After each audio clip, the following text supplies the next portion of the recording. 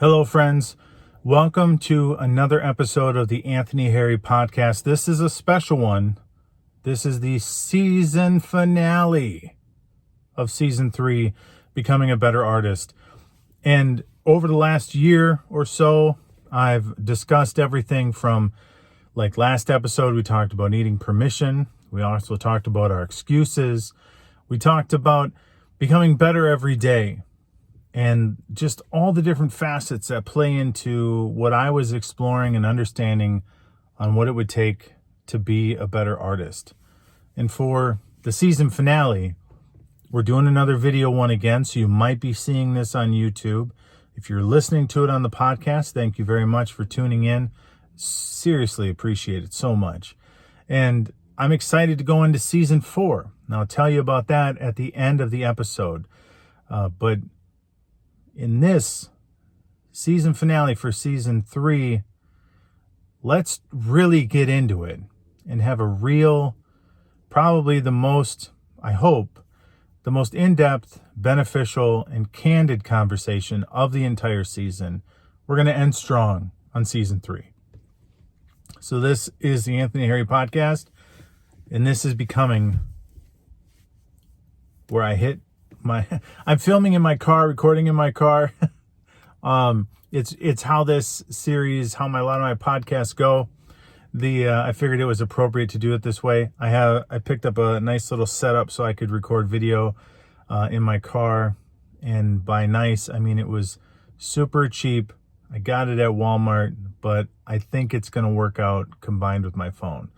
Anyways, let's get into it, right? So, becoming a better artist. Where did that start? It really started out of the fact that we moved from Minnesota to Florida. And part of our goals in moving Minnesota to Florida was putting ourselves in a position where we would switch roles in a way between Savvy and I.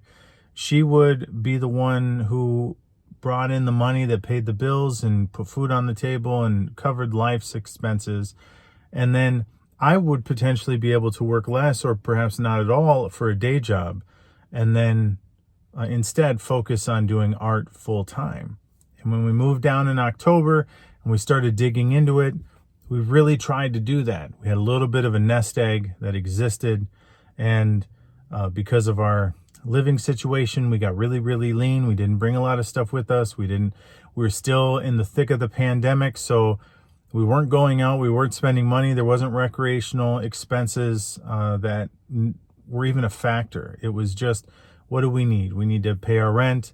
We need to pay for our food and pay for whatever portion of bills that we had. And Savvy got right into it. She got a job down here in Florida, and I started trying to get work. I started reaching out to people. I connected with old friends and started, was like trying to play everything, right? I wanted to finally execute on a book with a dear friend of mine, Erica, and we started moving forward on that. And I wanted to get work for hire work so I could contribute to the household money situation. And over the last 12 months, all of those things have moved forward.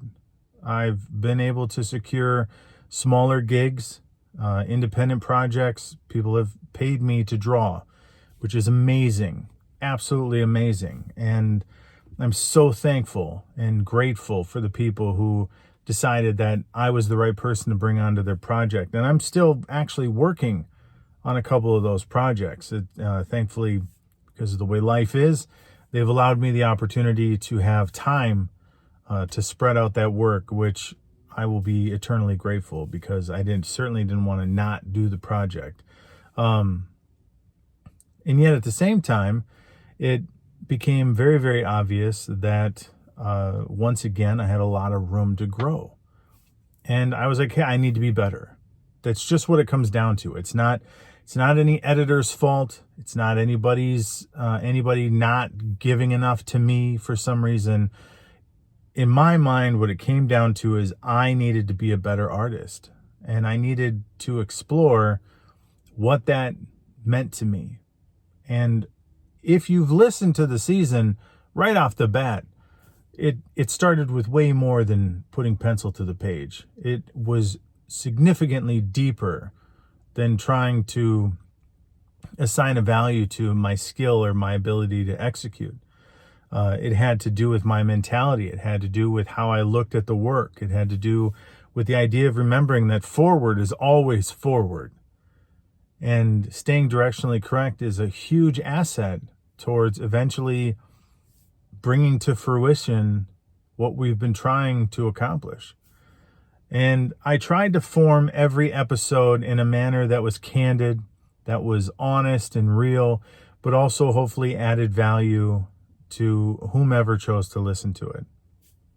And again, super grateful. I mean, some of the episodes from this last season are some of the highest played episodes of the entire existence of the Anthony Harry podcast. So clearly the concept of becoming a better artist resonated with people. It resonated with you, hopefully. And that's why you're even here. But it definitely taught me a lot to dig into it and to try and figure out what was what. So where did I fail? Not everybody likes to have that question posed to them, and they certainly don't like to ask it of themselves. But the reality is failure is a key facet to success. It just is. If you're not failing, you're not doing anything. And so where did I fail? One of the areas I failed was in my own self-discipline. Now, there's going to be people, loving, supportive people that know me well, that are going to look at the last year and say, Anthony, with everything that's happened, you can't beat yourself up for not getting things done, or, just the demands of the reality of the world that we now live in.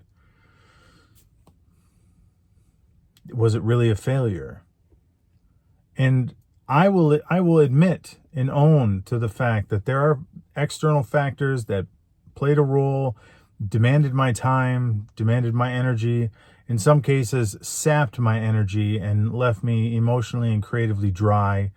And there were very real moments where even though I had a script in front of me, I couldn't do it. I couldn't sit down and execute the way I need to execute in order to have what I'm claiming I want. And the last year has been challenging. It's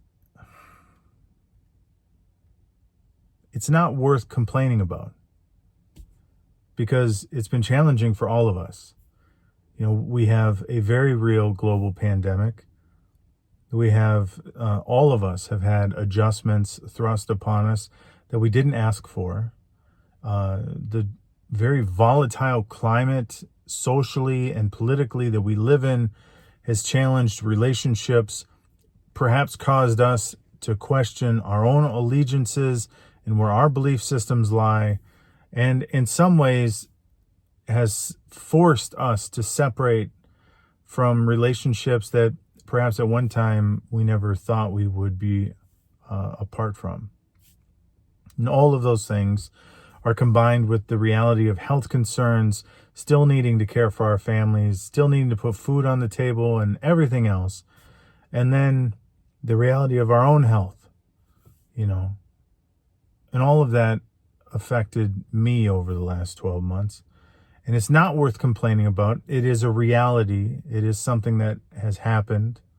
I have not enjoyed all the people I know who have gotten sick and suffered from various things, everything from COVID to cancer. And it has not been good. It has not been enjoyable to have people pass away and to have that reality be a ever-present factor, it seems, over the last 12 months. And all of that plays into being a better artist, because no matter what, even without the pandemic, There's just the reality of going through life and the uncertainty of life and the fact that these things are going to happen. And we have to be able to work with them, use them as motivation, use them as a reminder to keep moving forward, and not heartlessly, not to say, hey, we can't grieve or we can't have our moment to miss what was lost or to mourn what is no longer easy. But once we've done that, there has to be a decision to progress, and there has to be the necessary sacrifice in order to make that happen. And I think with everything, I won't rehash all the stuff. I thought about it, but I'm not going to. But I won't rehash everything from the earlier episodes. Instead, I want to end on a stronger combo topic, which is the biggest lesson that I've learned over the last 12 months, over this entire season, season 3 of the Anthony Harry podcast, is just the reminder that we have, if you want to become a better artist, we have to be willing to make the sacrifice required, and we have to put in the work. And those are topics that have come up. I know they've come up in previous episodes of this podcast, and very likely previous episodes of this season of the podcast. And yet, at the end of the day, they're it. I look at the comic book market. I look at things that are being successful from publishers, from Kickstarter campaigns. Let me tell you, folks, it's not all about how good you are. It's a factor. Name recognition is a factor. Marketing is a factor. Whether or not you're going through a publisher that gets you into stores is a factor. But there are people spending money to publish ugly comics. There are people spending money to publish comics that look good but aren't written well. And then there's just people like this guy, myself, who I haven't finished my comic. And in reality, over the course of 12 months and the time that I had and everything else, I should have accomplished a lot more than I did. And that's it. Like, I can't complain or point fingers or have any other point of growth if those things don't exist. I have to make the sacrifices necessary, and then I have to put in the work. And at its core, that is the essential 2-ingredient 1-2 punch of becoming a better artist. So what does it mean? I mean, am I speaking figuratively, or are we going to have to harvest some goats or something to do our sacrifices? Like, what am I getting around to? And the sacrifices are real.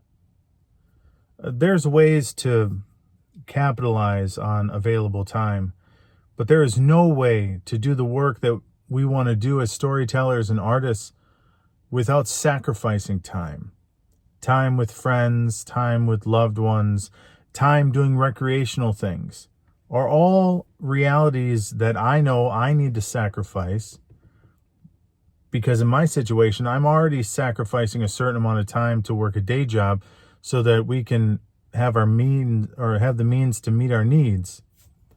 So when I'm off work and I'm coming home and I have still life responsibilities and family responsibilities, and I'm trying to be healthier about caring for myself from a purely emotional standpoint,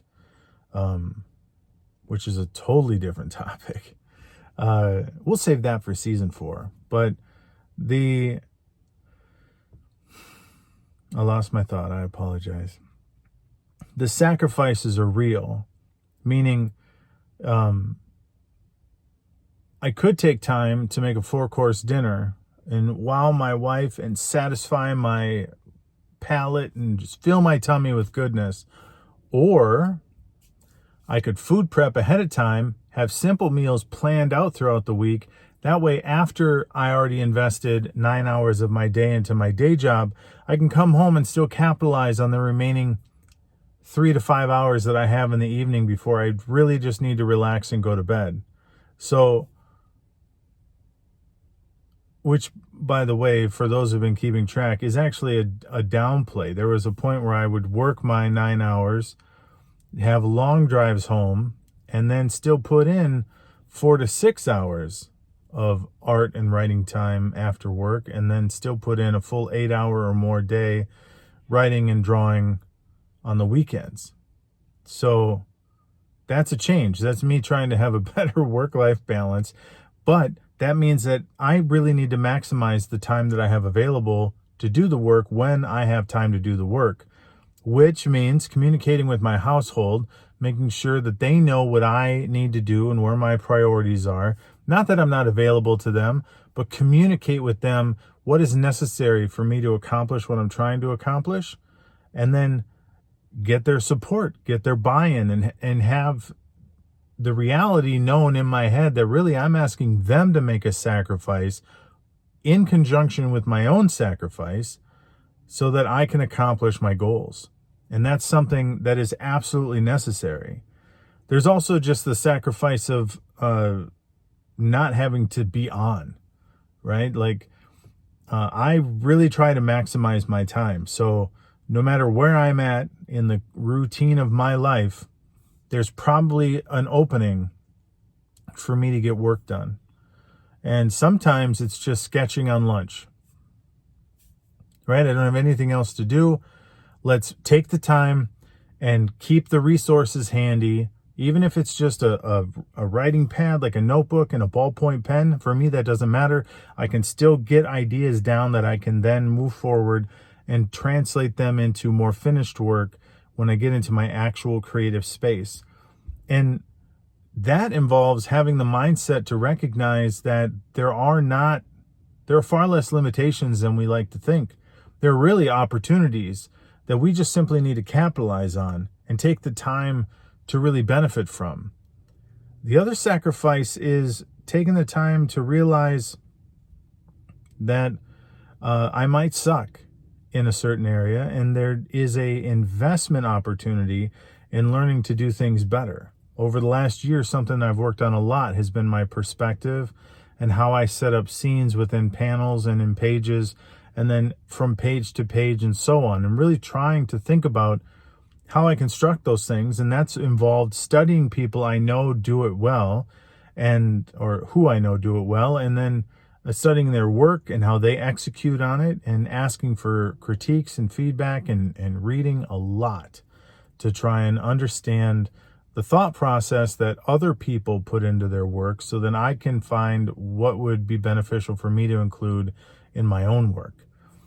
The other part of it, if we're willing to make the necessary sacrifices, which are admittedly going to be different for everyone, but they're more than likely always going to include time, and they're always going to include money on some point, and they're definitely going to include the sacrifice of recreation, because we're going to need to get stuff done. And if we're not getting things done, then what's the point, right? And for me, I can only speak for myself. It's a very real thing for me. Like, I've gone to social engagements, and as great as they were, I've left, and the first thought that I had was I could have got so much artwork done in that period of time. And that was eye-opening for me, because that's recognizing where the value is for me. And so that's where I'm at. That's a huge thing to think about when it comes to the sacrifice. But then the second part is you have to do the work. This part is something I used to be really good at. And over the last few years, because of life and priorities and different things, I haven't been as great at executing. And right now I have literally multiple projects at varying stages of completion. So much so that I could get them done, and get them done in a manner where then I would just have something ready, and then boom, next thing's ready, and then boom, the next thing's ready. And so that's that's the goal, is to just put in the work and to stop worrying so much about how good it is, right? I mean, I don't know a better way to say it. I psyched myself out because I would talk up my goals. I would talk to my friends and my fellow creative people, and I'd be like, all right, I'm going for this. I'm going to try and accomplish this. I'd look at the industry and I'd be like, I got to execute at the same level as so-and-so. And that's not true. It's just not true, because like I said, there's a lot of work getting published that, at least by my taste, isn't good. It isn't, but it's done. It's done and it's ready for people to read and enjoy. And now that doesn't mean that it's carte blanche to do crap work. Like, that's not what it means. It's the fact that I know, for me, to become a better artist, it is more valuable. It gives more value to my goals if I sit down and stay on task, do the work, accomplish the goal of, say, completing 3 to 5 pages a week, and then continuing in that pattern. That has more value, having that be the focus, rather than, oh, is this panel just perfect? Or did I get the lighting just right? Or did I remember to always put that same cup in the same place in the, kitchen or whatever? It's more important to focus on finishing and getting things done and ready to go than it is to maybe get 1 page done a week, because I was so focused on making things so good. And that's just, it's not doing anybody any favors. It's actually causing me more stress than I'm enjoying, and it's not getting work done, which means people who actually want to read and enjoy and support my art aren't getting the opportunity to do that on any level, because it's simply not being completed. So if that's a situation that you can relate to, then do the work. Set aside the time, buy out the opportunity, make the sacrifice, and then execute. And execute as fully and as well as you can, but set a deadline. Set a time frame that you're going to stay within. Execute towards your goal. And when you get veered off from that, recognize that that's not good. It's not benefiting you. It's not giving you value towards your goals. And then move yourself back to where it is you want to be. And I know that's going to be different for different people. So again, I'm only speaking for myself when I give the examples of the execution and at whatever level that I think it should go for. I have lofty goals. I have high expectations of myself. I don't go easy on myself opinion-wise, and I'm okay with that. What I need to be better at, and what I'm excited to be executing more, is actually the execution of my work. So that's the big thing, is make the necessary sacrifice and do the work. That's how you make it happen. That's how you mix it up. That's how you end up with the cookies you want, man. You got to put in the right ingredients and then make it happen. So thank you to everyone who's taken the time to listen to the Anthony Harry podcast ever. And definitely thank you to everyone who supported it during season 3. Season 4 is going to be fun, because I'm really, again, going to focus on execution. And I want to, as always, put out podcast episodes more regularly. That's an ongoing goal. But the theme for season 4 is one that's very near and dear to me, because it ended up being the natural progression from the question of saying, how do I become a better artist? And then the next thing that I found myself thinking about was purpose. Do I live my life with purpose? And so season 4 of the Anthony Harry podcast is going to be live life on purpose. That's what it's about. That's what everything is going to be geared around, is the idea of what is purpose, what's our purpose, what's my purpose, and then just having more of a real-time share I'm still going to be talking about writing and illustration. I'm still going to be talking about being able to be successful in whatever it is you as an individual want to be successful with. But it's going to be skewed around the value that comes from purpose. And that's going to touch on concepts like, again, discipline and sacrifice, putting in hard work, the factors that play into our own success that are external from us. And I'm also going to just journal in a way. I'm going to do vlogs like this that are also podcasts.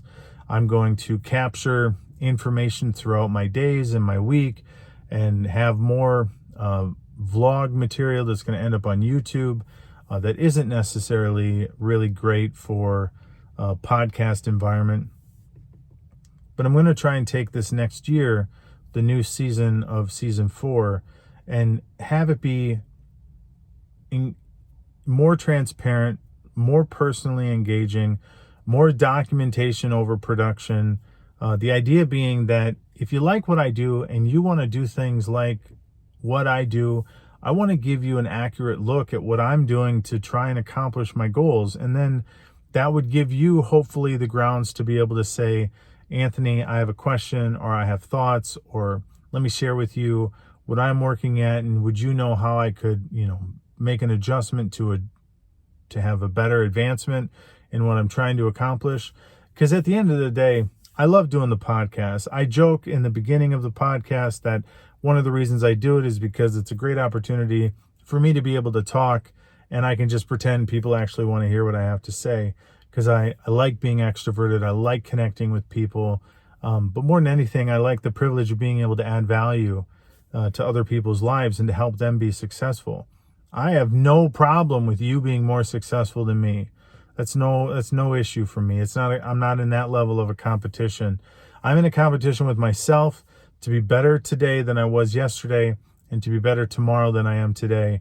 But if I can help you come with me, grow with me, or just be able to have the tools to grow at whatever speed you want to, then that means it's a win. And it makes this whole effort worth it if these silly little videos end up being something that a person who's watching or listening could check out the podcast and say, you know what, that was good stuff. I really appreciate what Anthony gave for me today. And so that's where we're at. I'm going to sign off here. Thank you to everyone who's supported the Anthony Harry podcast.